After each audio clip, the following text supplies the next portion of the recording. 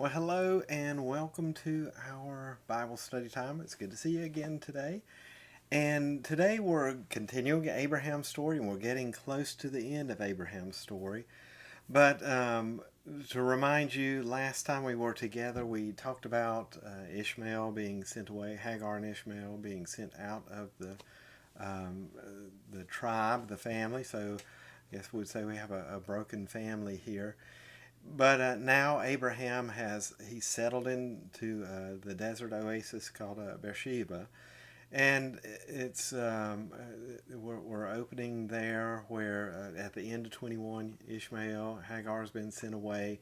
At the very end of Genesis 21, Abraham has made a covenant with Abimelech, and this is kind of, I guess, Abraham's probably thinking this is more of a golden era for him of peace with his neighbors, and he's pretty satisfied with that. And even though he's made this peace treaty with the Philistines, um, maybe the question is, as we continue Abraham's story, is he at peace with himself? And maybe we could go even further, has he found peace with God? And I say that just through my imagination. Scriptures don't tell us all that's going on here, but uh, let's think about this. The family has been broken. Abraham has lost his first son, Ishmael, and he has lost his, um, what do we call this? His mistress, Hagar, as well. And so maybe the question is, where is Abraham spiritually? Has he um, overcome this? Has issues of forgiveness maybe with himself and even with God as he intervened in this? Has he dealt with that? A lot of scholars say that when we flip the page from chapter 21 over to 22, that 37 years passed by. I don't know if that's true or not, but it does appear that there was some time that's passed by since Ishmael's been gone. So Abraham, let's just assume that he has been, that this is a 37-year um, jump. And so Abraham, for 37 years, here as we notice, really there's been no record of him talking to God anymore. But as we move into 22, we finally get an encounter. And think about that. That's a long stretch of decades that Abraham's not uh, spoken with God, that things have been silent. But this is quite an encounter that God is going to have with Abraham, and we're moving to, I think, the pinnacle of Abraham's story as we finish up his time here in Genesis. And there's just a lot going on. Again, think about this: Ishmael's gone, Isaac is with him. Sarah had said, something's wrong here. This is a dysfunctional family. You have got it's kind of it's her or me kind of mentality. God came in 21 and said, Shema, you remember that word, listen to Sarah.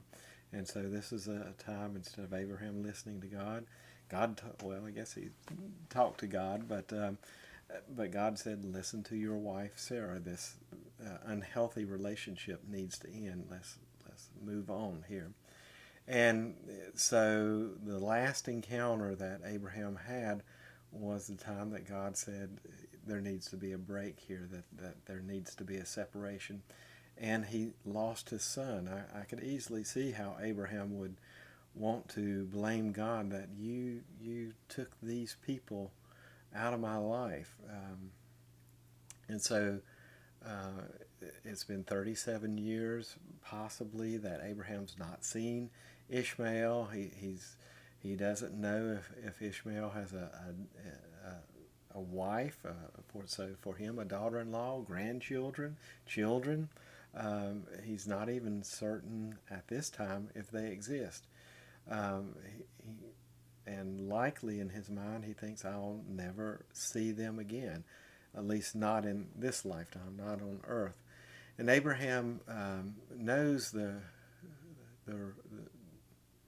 the reason he'll never see Ishmael or his grandchildren is because God decreed, listen to your wife here, and so that's the question in my mind is, has Abraham come to this place of forgiveness for himself, for God? Is he enthusiastic about this new encounter that's come where God's been silent for a long time, or maybe Abraham's just not been listening? But God does finally break here in chapter 22 of Genesis, and he pays a visit with Abraham, and I guess we could say there's a breaking of silence, maybe a disturbing of Abraham's peace that he thought he had made with the treaty. Again, we're nearing the end of Abraham's story, but we've got this big one coming up in the cast, and this next big story is Abraham and Isaac. There are some servants to Abraham, and tradition says or believes that the young men that go with them up to the Mount Moriah is the place they're headed towards. Are two men from other nations that kind of attached themselves to Abraham as he traveled, and in the course of time attached themselves to the Lord as well. And so this next story setting is set in what I would say is one of Israel's most holy places, Mount Moriah. And so they're heading that way. And as we reread this familiar story, and the miracles that happened on Mount Moriah on that fateful day that God introduces himself with a new name, Jehovah Jireh, Adonai Yireh. I'm probably pronouncing it pretty poorly, but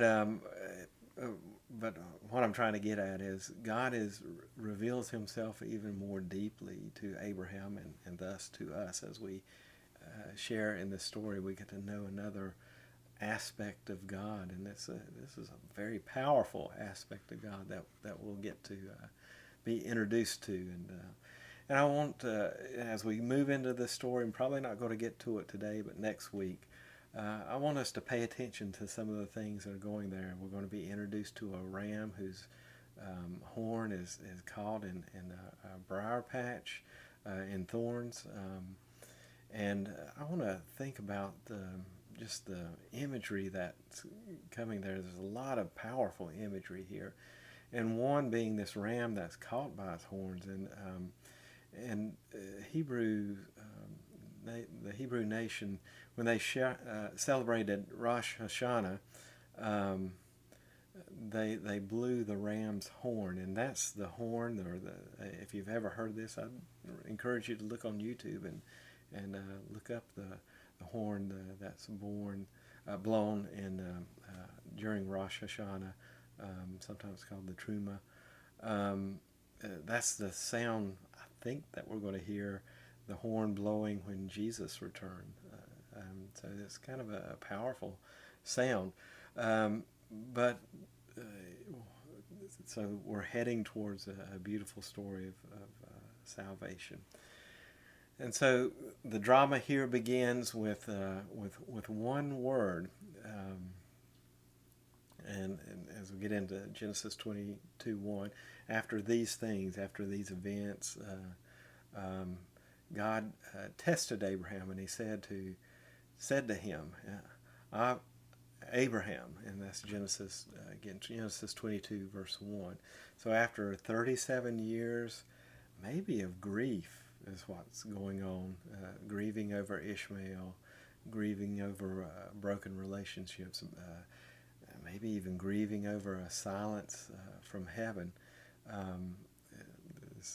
We get a sense of anticipation. Abraham, are you ready for this?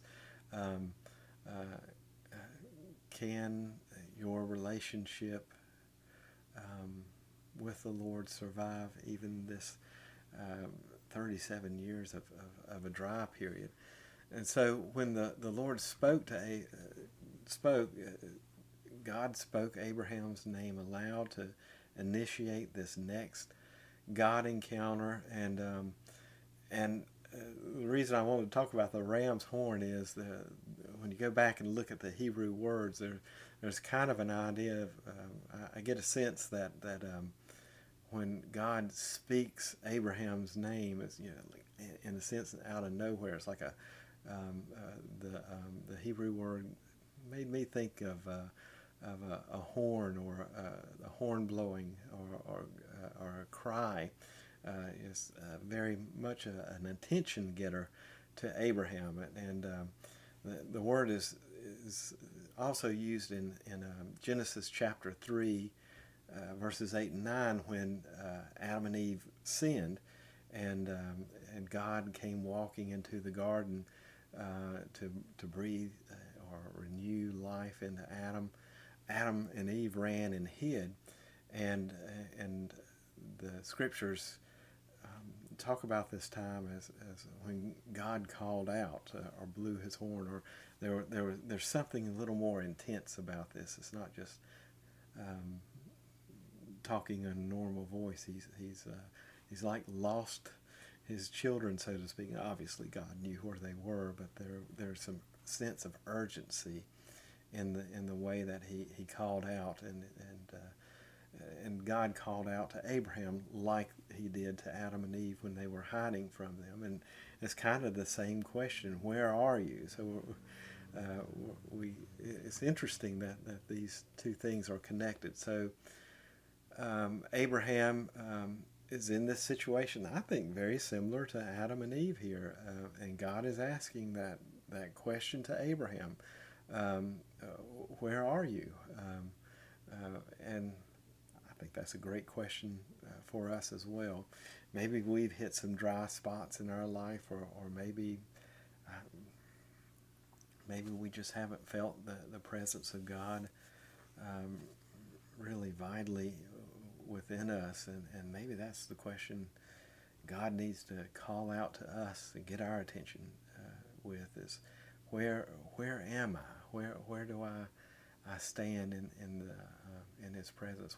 Where is our relationship? And so I wanted to think about that question a little bit. Where was Abraham at this stage in his life?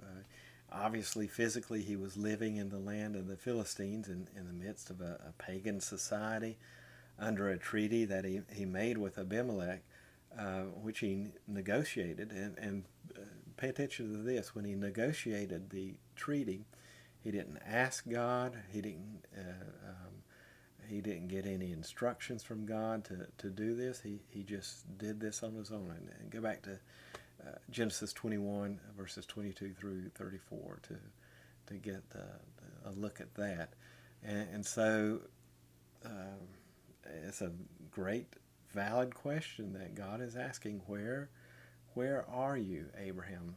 Spiritually, I imagine, and again, this is my imagination, maybe Abraham was sulking. Maybe he was nursing anger at what the Lord had, in his mind, done to his firstborn and his mistress Hagar. I don't know. Something apparently was going on where God would, in my mind, speak with a little more intensity after a number of years of silence. And the Lord really had every right to ask that question as he came into Abraham's garden, so to speak. Where are you, Abraham? And again, that's a great question. Where indeed are you, Abraham, at this stage in your life? And it's a good question, again, for us to ask ourselves: where are we in this stage in our life? And when the Lord speaks Abraham's name after such a long period of silence, notice in Scripture that what Abraham doesn't do. He doesn't fall down on his face and worship. He doesn't humble himself before his Creator King. and why is that? Why does Abraham seem to at this point lack a fear of God, a fear of heaven? Um, I don't know that I can answer that question. I can only speculate, and I suspect that that reason has something to do with Abraham being engulfed in the hustle and bustle of his new Philistine lifestyle. And perhaps he was holding on to a fair amount of residual anger at the Lord over the whole Ishmael incident. Again, I'm only speculating here. But God calls his name after this long period of silence. Abraham's response to the Lord is a greeting that's, I guess I'll describe as terse. It's a one-word reply in Hebrew. The scriptures tell us that Abraham's response to the call of God, hine, and Scripture says, and he replied, I am here. It's a single word that Abraham spoke in reply after 37 years, maybe. Hine, the literal translation is behold me, was all the response Abraham could really muster to the creator of the universe. Perhaps it's just me, but Abraham's reply to the Lord, I sense an uncomfortable edge. It's as if Abraham is thinking, though to his credit, not what he said out loud. It might be, I'm not hiding from you. You know where I am, so what about it? And again, I'm speculating this, but there's, I just get a sense that there's some bitterness behind this response that he has to God. And if I'm right, this is not going to be an easy encounter, an easy walk for Abraham. But then again, becoming the person that the Lord created you and me to be, it's not supposed to be easy, I don't think, or it's just not in the cards for us. Becoming what God dreams for us to be at times is a struggle. It's interesting to me that I think as maybe this was a terse response to God, but God's not offended, not in the least bit about Abraham's reply. He knows exactly what stands between himself and Abraham, so he goes straight to the point with these following words. And he, the Holy One, said, take your son, the only one you love, Isaac. Think about that. He went right there, right to this place that in my imagination is maybe some of the problems Abraham's dealing with. Did you catch it? That you take the only son you love reference, and I imagine Abraham might have thought this, but maybe we should question this as well. Well, what about Ishmael? He was your son too. That would be a fair question, wouldn't you think? Inside Abraham must have been a scream with him. Yeah, right. Only son I love, my eye. Yeah, maybe in his wounded heart, Abraham cried out, "What about Ishmael? Remember him? If Isaac is my only son, just whose fault is that?" And again, scriptures didn't record that. That's just my imagination. But don't we think those things sometimes? We might not put words to them, but we think about the things that we've lost, or maybe even loved ones we've lost, and there's a bit of hurt and anger that comes up. God, what about that? Why didn't you fix that problem? Abraham didn't give voice to these cries, of course, but again, he knew he really didn't have to. He understood by now that the Lord knew him far better than he knew himself. So what about Ishmael indeed? What about what the people and things that you and I hold close in our hearts? What about the friendships we've cultivated, the homes we've built, the wells we've dug, the lives we've forged in respect to our Philistine areas? If Abram had any questions or negative feelings that I mentioned, the Lord certainly didn't pause long enough to let Abraham express them. The Lord's voice to Abraham had grown. He just moved on in that, and he continued. So take your son, your only son you love, go away for yourself to Moriah, Mount Moriah, the Moriah area, and it's at the very beginning of the study of Abraham, the Hebrew word lecha, go away. It's the same word we have here. So once again, Abraham is being called to come away, to come apart from the culture that he's invested himself in. And it's almost, I get a sense that God's calling him to that next step. And as we read the story, we'll find that he absolutely is taking him to that next step. So go away, come away with them after all the